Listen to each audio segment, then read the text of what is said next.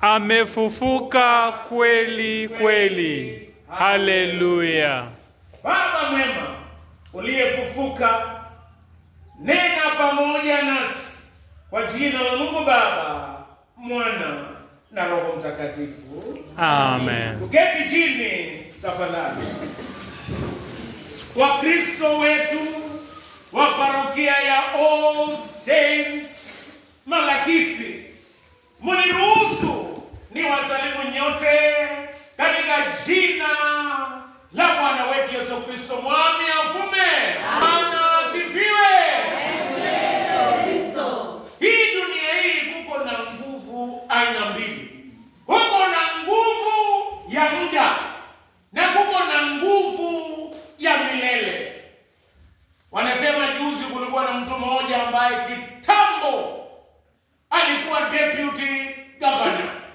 Yeye alikuwa na nguvu ya muda. Yaani kama angetaka busuma angekula, ama angetaka nyama angepata, ama angetafuta gari angepata. Lakini juzi aliojiwa, kazi yake ni kuuza kuni, na yeye nguvu ya muda imeisha. Dada niambie, watu dunia hii wanatafutanga nguvu ya muda. Uliona mtu anaitwa Suleimani, alikuwa na bahasi kinga, yani mama wengi. Bakari.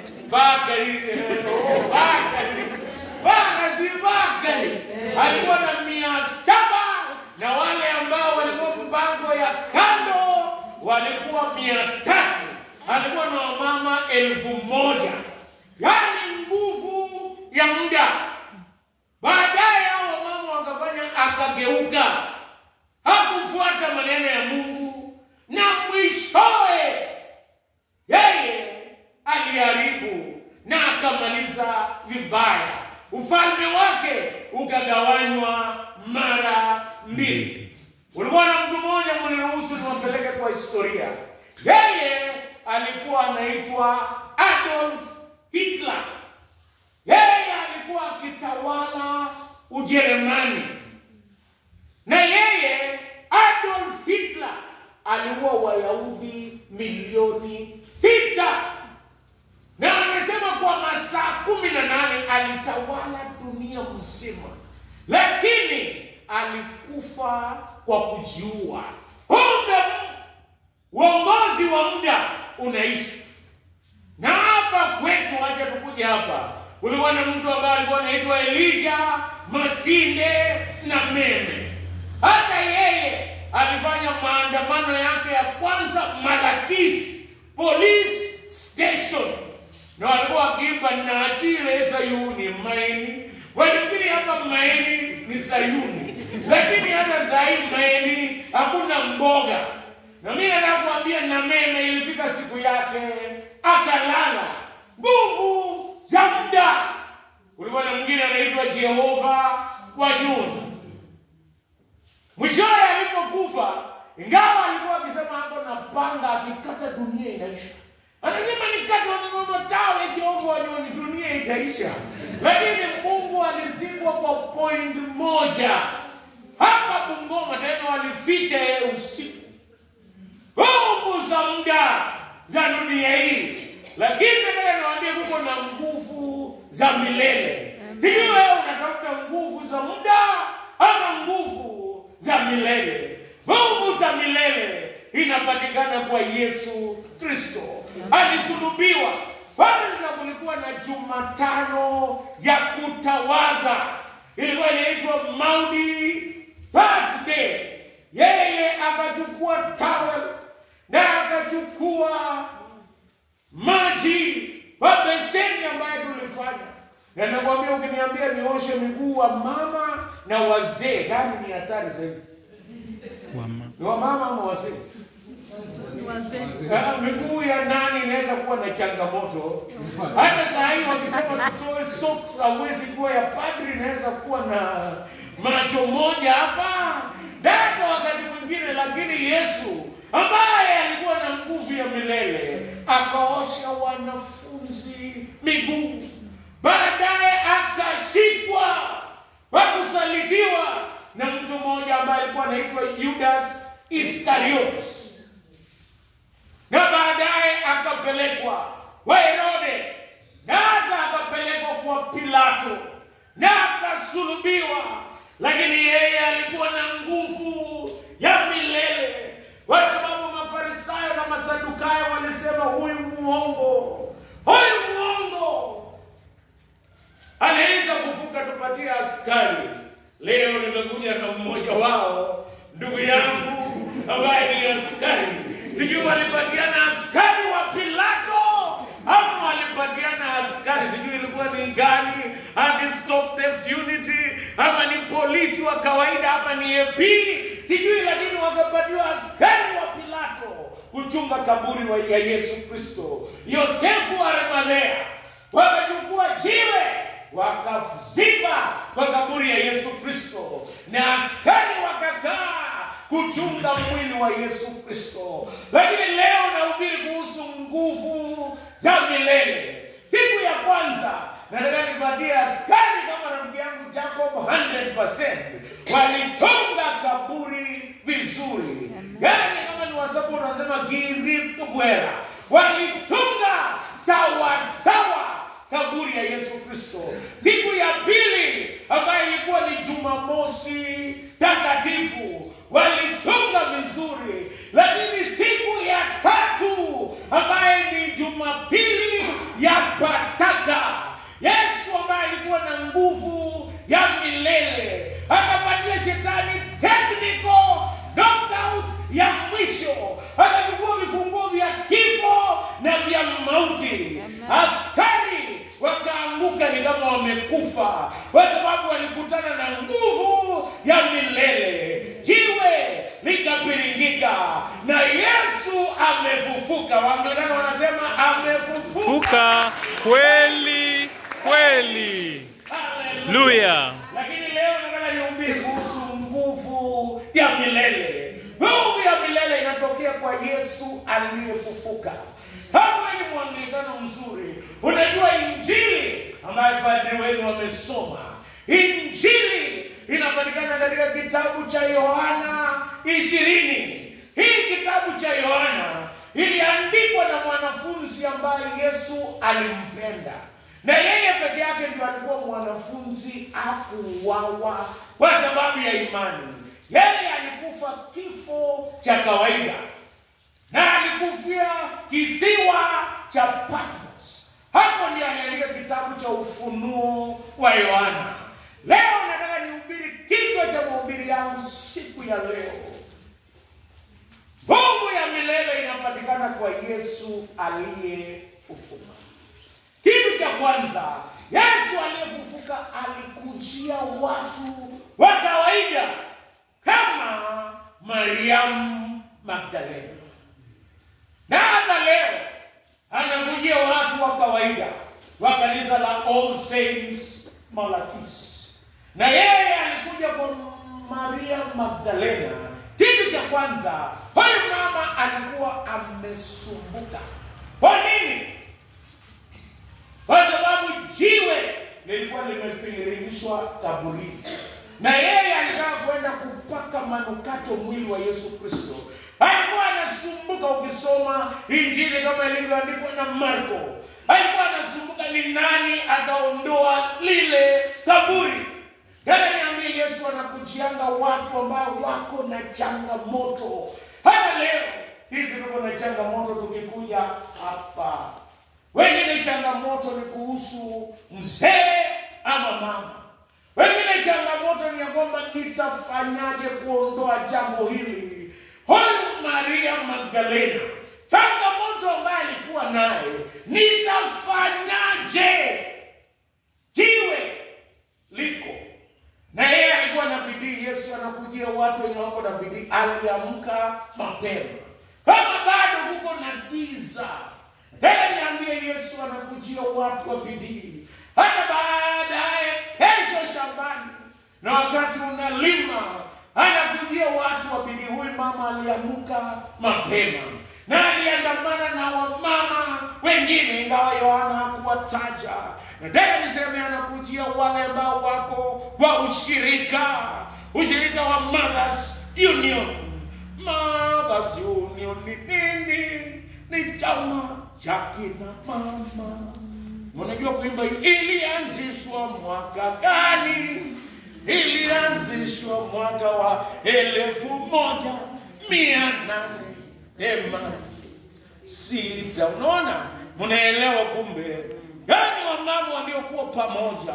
Yesu anajia watu wakiwa pamoja. Hata hii parokia tukiwa pamoja kwa kufanya kazi ya umisheni, kulete watu kanisani, kujitolea.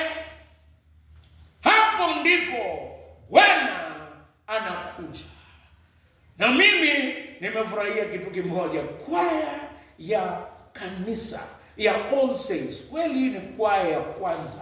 Wimbo ambayo wameimba leo ni wimbo wa kufufuka kwa Yesu Kristo. Yote nataka niwapatie 100 juu ya 100. Inainuka kwa sababu wanaimba wimbo wa wakati. Waanglikana wanaimba wimbo wa wakati.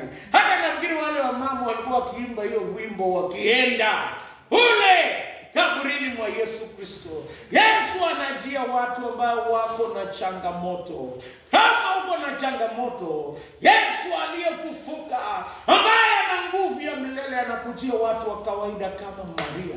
Kitu cha pili ni kwamba Maria alikuwa na historia. Alikuwa na pepo 7 ambazo ziliondolewa.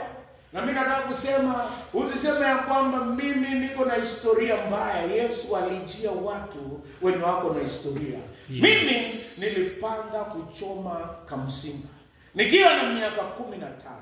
Barua yangu ya suspension iliandikwa vibaya. Conspiring to burn the school is not a laughing matter. Your son is callous and evil-minded, who is not supposed to be mixed with right-thinking Kenyans. A safe place for him is in a prison cage. Yani nilikuwa mtu ambaye anaitwa Wosiangu, nilitaka kumchoma Kamsinga. Hiyo ndio historia yangu. Tena nilikuwa ninavuta sigara na ninakunywa nguli. Nguli ni gani? Nguli, kabalua, nende, janga. Hii yote nilikunywa. Lakini nataka kusema ya kwamba hii yote ilikuwa zaidi ya mapepo 7 ilikuwa ndani yangu. Tena niseme ya kwamba kama uko na bado uko na changamoto, Yesu anajia watu wenye wako na historia. Alikuja kwa sababu yako. Useme ya kwamba mimi ni mchafu. Kanisa ni hospitali ya watenda dhambi. Kuna mambo tunabeba, lakini alitukujia hapa ili tupate uponyaji. Wale watakatifu wameshafika, lakini sisi tukiwa safarini anachia watu wenye historia. Usifikiri wewe peke yako una historia. Kila mmoja wetu wako na historia na alitujia sisi sote. Bwana Yesu asifiwe. Amen. Bwana Yesu amefufuka.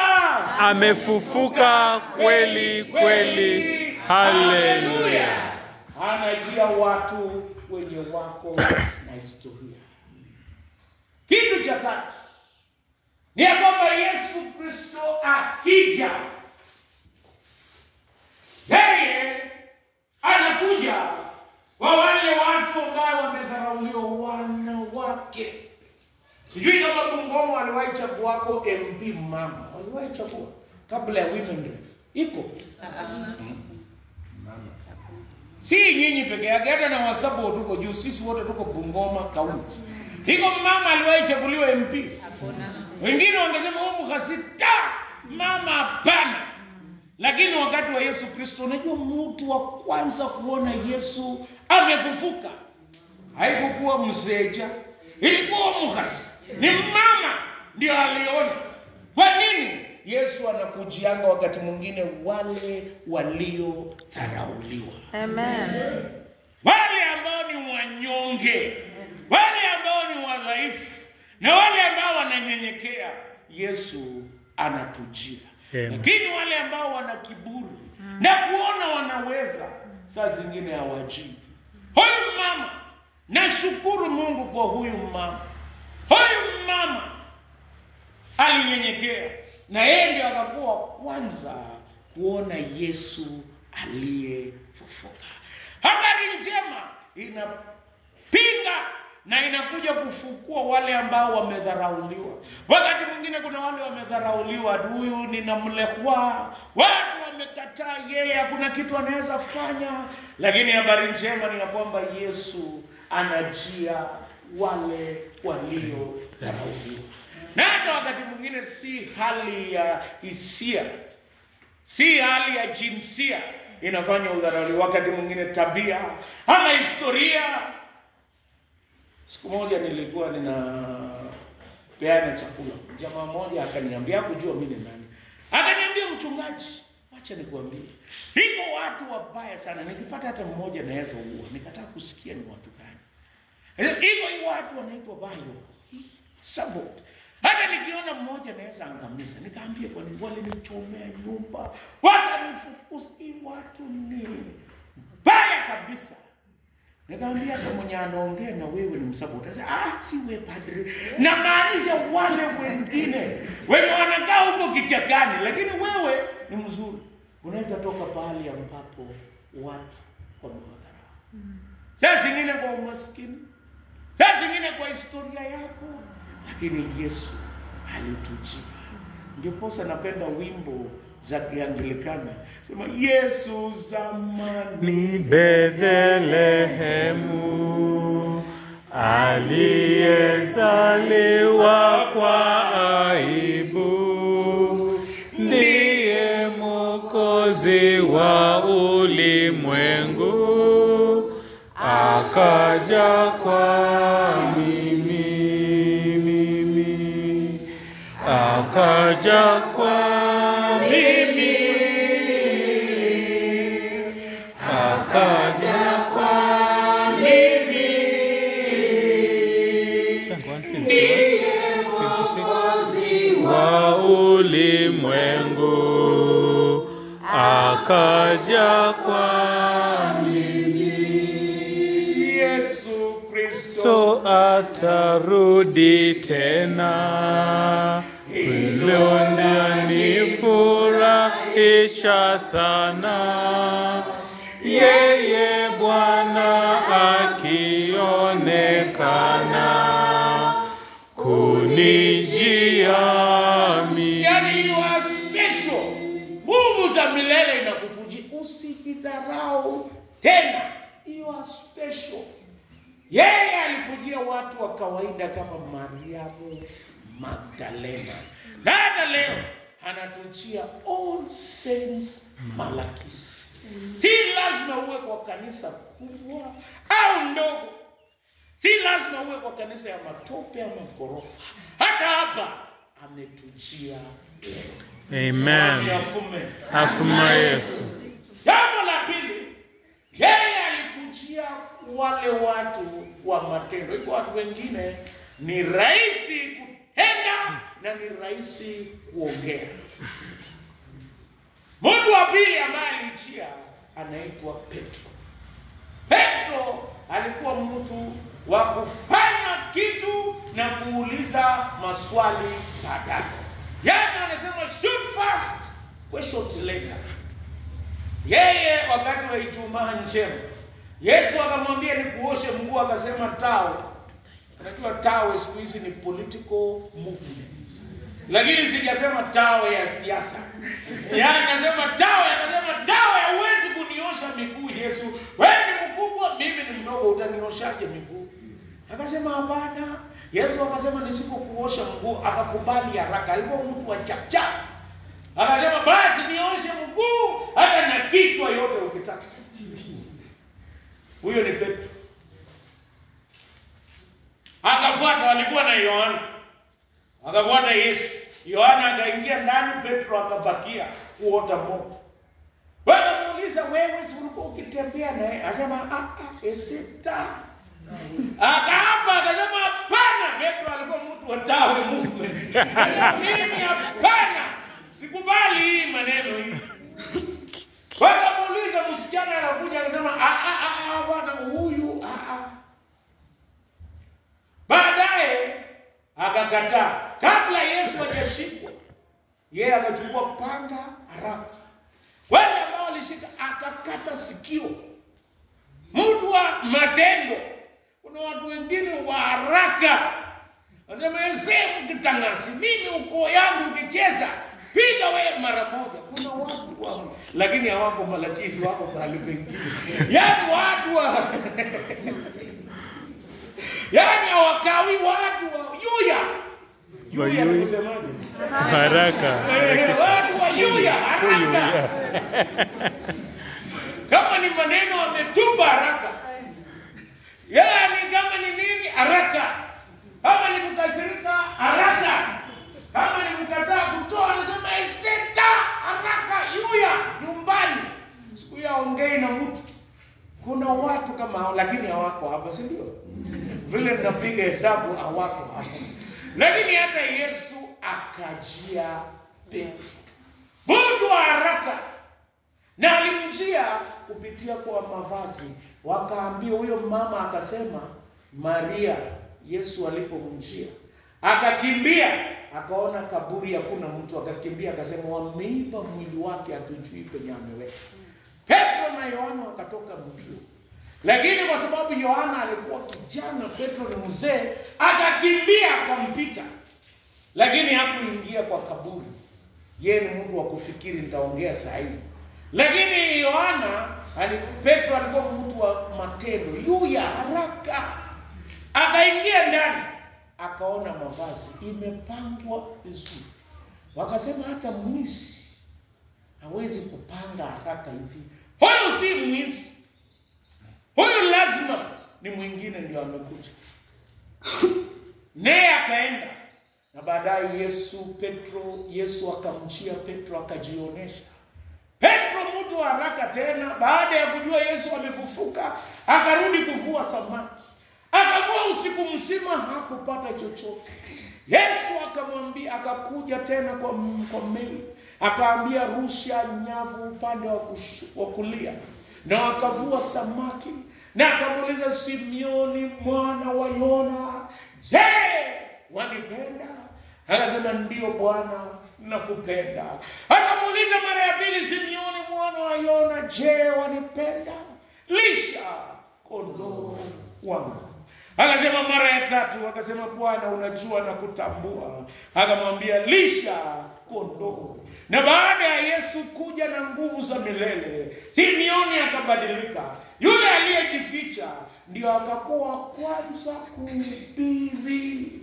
Na baada ya kuhubiri, watu 3,000 wakaokoka. Leo watu wa Yuya Mungu anataka kuwajia na wabadilishe kutokana na haraka ya hasira, haraka ya kutupa maneno, haraka ya kuchoka, na kufanya uhubiri injili. Watu wengi malakisi wasikie neno la Mungu, waje kwa Kristo. Na baadaye huyu alisulubishwa mguu juu, kichwa chini, kifo cha uchungu, lakini alijitolea.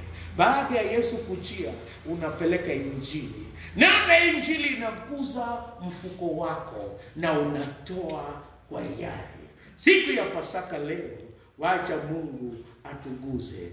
Anaguza mioyo na tunayuya kwa moyo na pia kwa mfuko, katika jina la Yesu Kristo. Bwana asifiwe. Amen. Najua kitambo wamama wazee walikuwa wakiwekanga pesa hapa. Siwezi sema ni wapi. Lakini mnajua ni wapi? Watajingi. Unajua Wakalenjin na wasemangi mambo mengi. Si ati ni wazuri lakini hawasemi. Ndio kwa sababu pesa ikipiga inapiga kwa roho yako. Unajua pesa ni roho yako. Usipoguzwa kwa moyo, wakati mwingine mfuko haiwezi toboka. Ndio Yesu aliguza Petro kwa roho na Petro akajitolea. Jambo la tatu, Yesu alijia watu wa kufikiri kama Yohana. Yohana alikimbia akashika Petro, lakini kabla hajafika akaanza kufikiri. Na akasema, nani alipanga hizi nguvu? Huyu si mwizi. Na Biblia inasema akaamini Yesu amefufuka. Na Yohana huyu aliguswa. Baada ya Yesu kumjia, Yohana mwenye alitaka ndugu yake akae upande wa kushoto na kulia. Yohana mwenye alitaka watu wa Samaria wauawe na Yesu kwa sababu alikataa Yesu kupita huko. Ndio akakuwa mtume wa upendo. Aliongea kuhusu upendo. Akaandika kijamje ingoro ni Misri. Kutukugonla kwa nyinyoto akenge bale. Siku ngetia ketukul ngeiga segela kwa numarene bako potendene bako nyoro sokola. Kwa maana jinsi Mungu aliupenda ulimwengu. Nani aliandika? Yohana. Mtu aliyekuwa akijipenda. Mtu ambaye yeye alikuwa na hasira na wengine. Baada ya nguvu ya milele kupitia kwa Yesu aliyefufuka ilipomjia, Yohana akawa nabii, akawa mtume wa upendo. Na yeye akashuhudia, akajitolea kuandika na akahubiri mpaka mwisho wa maisha yake. Mungu atusaidie. Baba, kama yeye ni mtu wa kufikiri, wengine hawasemangi yao, lakini ni watu wa kufikiri, iko tu kwa roho. Utaangalia uchungu kwa moyo, yeye ni mtu wa kufikiri. Na tuko na watu wanabebanga watu hata miaka 6 bado hajabeba. Alinyimwa mboga. Mboga ni mboga ama ni nyama? Alinyimwa nyama, alinyimwa mboga kwa mkutano ya kanisa. Amebeba watu miaka 6, lakini hawako hapa. Yaani amebeba watu asuka pandu kwa roho yake. Na yeye amekataa mkutano. Lakini Yesu akikujia anageuka kutoka kubeba watu na unabadilika, unainua watu kwa upendo. Kutokea kuwa na hasira na kutaka watu waangamizwe na kuhubiri upendo. Na yeye alijitolea mpaka mwisho. Leo nataka nimalizie kwa kuangalia Tomaso, ingawa yuko kwa masomo. Lakini nafikiri Yesu anakujia hata watu wenye wanatashwishi. Hata kuna watu wako na tashwishi, itawezekanaje? Tashwishi. Kwanza mwaka huu si mbaya sana. Tashwishi inakujanga kama mwaka ya Huminya iko 2026. Tashwishi, nitafuata gani? Nitafuata imani ama nitafuata emba? Tashwishi inakuja. Na Tomaso akasema, nisipoweka mkono wangu kwa mkono wake na nisiposhika ubavu wake sitaamini. Hata ukiwa na tashwishi, Yesu hajakuacha na nguvu ya milele anakujia. Na akamwambia Tomaso, amani iwe nawe. Weka mkono wako kwenye mkono wangu na hata penye nilidungwa ubavu. Na akamwambia Tomaso, heri mtu yule ambaye anaamini bila kuona. Tomaso alikufa kule pahali ambapo panaitwa India, akihubiri, na mpaka sasa kuko na kanisa ambaye inaitwa St. Thomas kupitia kwa huyu mtumishi wa Mungu. Leo nataka kukuuliza, je, nguvu ya kufufuka, nguvu ya milele ambayo inatujia kupitia kwa Yesu aliyefufuka inakujia? Saa zingine umekuwa na shida. Kama Maria alienda na huzuni na wasiwasi, na Yesu akamjia, akamwambia, mbona unatafuta? Malaika ndio alimwambia, mbona unatafuta aliye hai kati ya waliokufa? Na Yesu akamjia mwenyewe akasema, Raboni. Maria akasema Raboni. Alienda kule kaburini na uchungu, akarudi na furaha. Alienda akisumbuka, akarudi na amani. Alienda akiwa na mahitaji, akarudi mahitaji yake imekutwa, Mungu amekutana naye. Hata leo nguvu za milele zikikujia, hautatoka hii kanisa vile ulikuja. Yes. Mungu atakutendea mambo mapya. Atakuguza, atakuponya, na nyumbani utarudi kukaa kwa amani. Leo nataka nguvu hii tushukie. Usitafute nguvu ya pound ambayo wanasiasa wanapeana ni ya muda. Usitafute nguvu ya wasali na waganga. Wasali kazi yao ni kumaliza huku, lakini hawamalizi shida. Tafuta nguvu kutoka kwa ambaye ni ya milele. Inatoka kwa Yesu aliyefufuka. Na leo inakujia ukiwa kama Maria Magdalena, ukiwa kama Petro, ukiwa kama Yohana, na pia ukiwa kama Tomaso uko na tashwishi. Yeye anakuponya, anakutembelea na anakutana na mahitaji yako. Nataka niombe pamoja nawe na nguvu ya milele ikujie. Ukitaka niombe pamoja nawe, simama. Waanglikana nyinyi wazuri mnaimanga yule anayeshuka. Yule ambaye anashuka atashuka. Pokea sala zetu. Bariki wa Kristo hao ambao wamesimama wakitarajia nguvu za milele za Kristo aliyefufuka iwabadilishe vile ilivyobadilisha Mariamu Magdalena, vile ilivyoguza Yohana na Petro pamoja na Tomaso, iwaguze pia. Baba mwema, kutana na mahitaji yao na warudi nyumbani kama vile Maria Magdalena alirudi na furaha, amejazwa. Wape uponyaji, wafungulie njia, kutana na mahitaji yao na uongoze. Kwa jina la Mungu Baba, Mwana na Roho Mtakatifu.